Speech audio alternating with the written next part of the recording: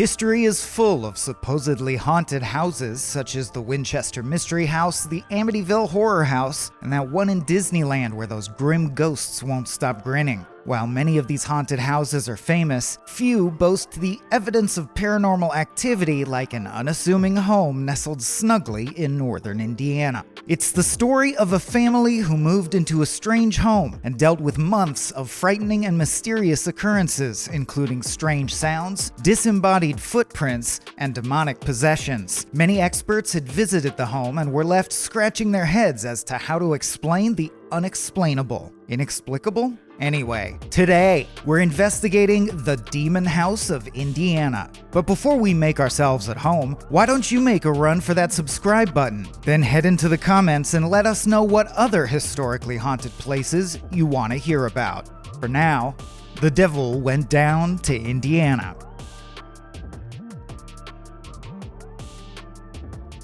The Ammons family, consisting of LaToya Ammons, her mom Rosa Campbell, and her 3 young children, moved into a rental home on a dark and stormy night in the long ago year of 2011. The home on Carolina Street in Gary, Indiana was quiet and unassuming. The family settled there in November, but began to notice strange phenomena after about a month of getting comfy. Despite Indiana winters dropping anywhere from freezing to far, far below freezing, black flies began swarming the home's screened-in front porch. No matter how many of the flies the family vanquished, more would show up shortly thereafter. The thing about flies is they live for the summer, and not like surfers. Most species of flies spend their winters underground in some form of pupal stage. They've got no business building snowmen or swarming unsuspecting ice skaters because they can't survive in the cold unless Burlington Coat Factory starts selling billions of tiny jackets.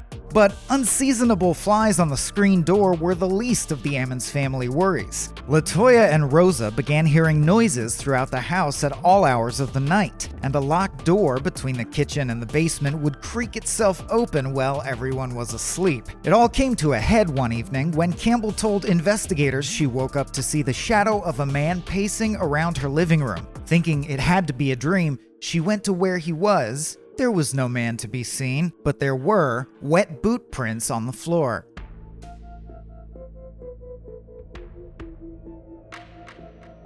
If there ever were supernatural entities manipulating life for the Ammon family, they really kicked things up a notch on the morning of March 10th, 2012. Ammon's 12-year-old daughter was having a sleepover with a friend. When 2 a.m. rolled around, Ammons went to check on them. Campbell was called to the room where both women witnessed the unconscious 12-year-old sleeping above the covers, 5 feet above the covers. With no explanation and therefore no way to get her down, the women began praying until the 12-year-old woke up. She had no recollection of the events and was probably pretty confused as to what the commotion was about. The Ammons family reached out to law enforcement for help. But the claims were so outrageous, the authorities treated them with extreme skepticism. Oh, you too? Weird.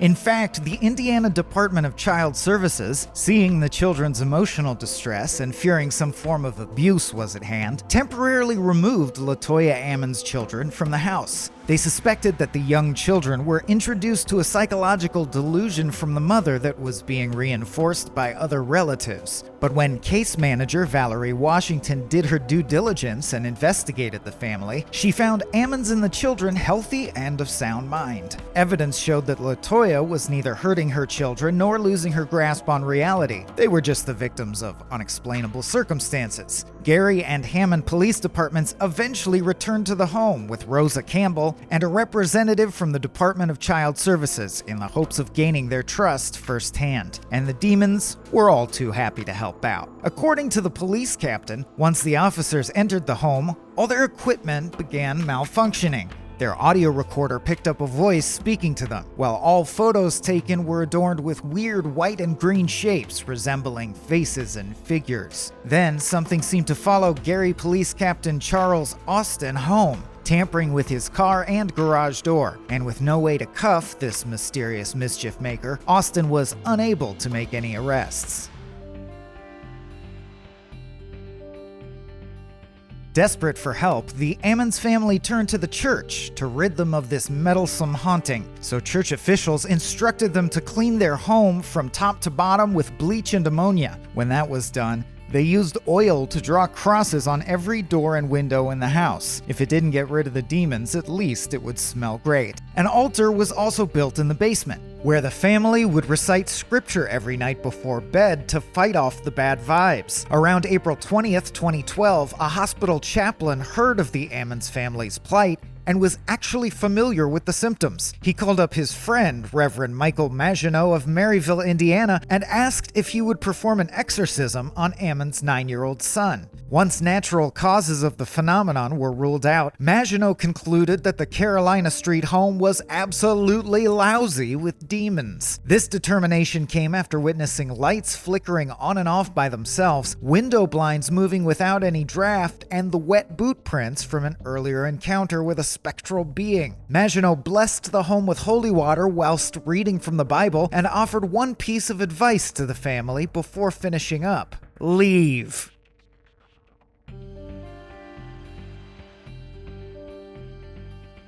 Desperate for answers and running out of options, LaToya Ammons decided it was time to get otherworldly. She reached out to 2 clairvoyants who claimed her house was allegedly host to more than 200 demons actively possessing the area. That's like a plumber telling you there are 40 pairs of socks stuck in your pipes. Their advice was even less pleasant: move out yesterday. But money was tight, and the Ammons family couldn't afford the price of packing up and shipping off. Instead, they burnt sage and sulfur throughout the house and built their own religious artifacts to pray away the demons. And it seemed to work. Things were blissfully quiet in the small home on Carolina Street for about 3 days. Then the demons came roaring back.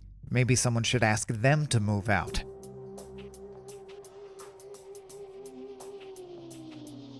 Despite their efforts in quelling the hostile demons with altars and sage, the demonic activity only got stronger. And what's worse, Ammons' 3 kids began to physically manifest signs of demonic possession. Bulging eyes, evil smiles, deep guttural voices. The kids had it all. LaToya's middle child began describing what it was like to die, while her youngest son started speaking to a spirit only he could see. LaToya herself, while sometimes feeling weak and lightheaded, never experienced any of this, but claims it was due to her being born protected. Eventually, the spirits possessing the home decided no more Mr. Nice demons and started physically attacking the children. LaToya's youngest was thrown from the bathroom by an invisible force. Additionally, her daughter received a nasty cut when a headboard inexplicably slammed into her. The child later revealed she felt an invisible presence trying to throttle her, telling her she would die soon.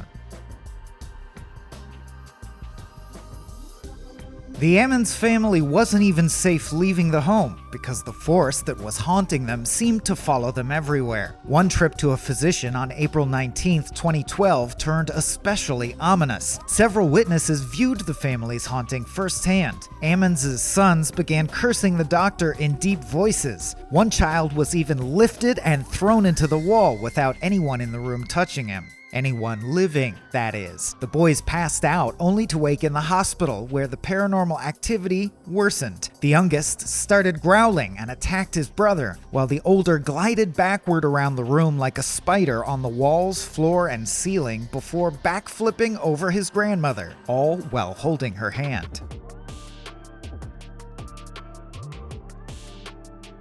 After spending several months in the horror house, the Ammons family were finally able to evacuate and moved more than 150 miles away to Indianapolis. Eventually, the nightmares and feelings of being constantly watched by a malevolent force dissipated. But the house found itself back in the spotlight in 2014 when Zach Bagans of Ghost Adventures purchased the home. He then began making a documentary about the home's storied history. Apparently, the entities inside were not fans of Ghost Adventures and refused to play along with the documentary crew. Bagans became extremely sick and many crew members started leaving the production, allegedly due to a series of strange phenomena. Bagans finished the documentary, released in 2018 as Demon House, warning the audience that the film is cursed and to view at your own risk. However, the movie is readily available on streaming, so it's probably safe to watch. Bagans then had the house torn down. a move which irked Reverend Maginot quite a bit. According to him, tearing the home down without cleansing it only allowed the evil presence there to escape to who knows where.